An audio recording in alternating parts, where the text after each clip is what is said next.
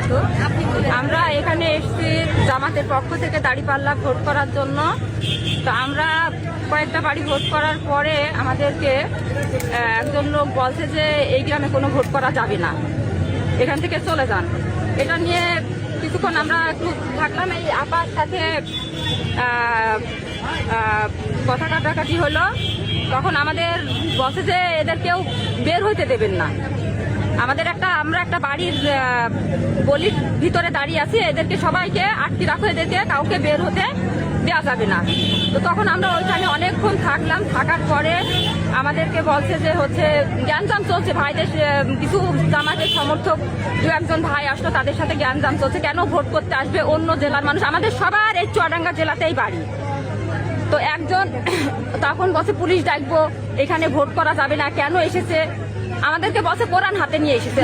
আপনারা বিকাশ নাম্বার চাচ্ছেন? না না না, এটা সম্পূর্ণ ভুল কথা। আমাদের কেউ বিকাশ নাম্বারও আমরা দিতে চাইনি, আমাদের কাছে কোরআনও নেই।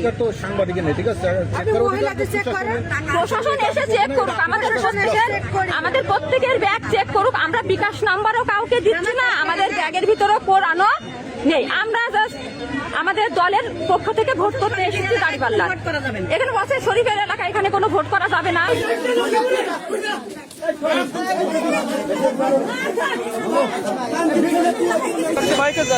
গণসংযোগ করার পরে তখন এইখানকার যারা মোটামুটি প্রতিনিধি যারা আওয়ামী লীগ বিএনপি হাফিজুর রহমান, আমার মামা আপন মামাই, উনি বিএনপি করে, পাশাপাশি ওনার সঙ্গে বিল্লাল মামা সহ আরও অনেকে ছিল। দেখছি মেয়েদেরকে তারা বলছে যে তোমরা এই গ্রামে কি করতে এসেছো, তোমরা তোমাদের গ্রামে গিয়ে ভোট চাও, মেয়েদের কাজ নেই, আমি ফেলে থেকে ভাতার ফেলে থেকে এখানে ভোট চাইতে এসেছি।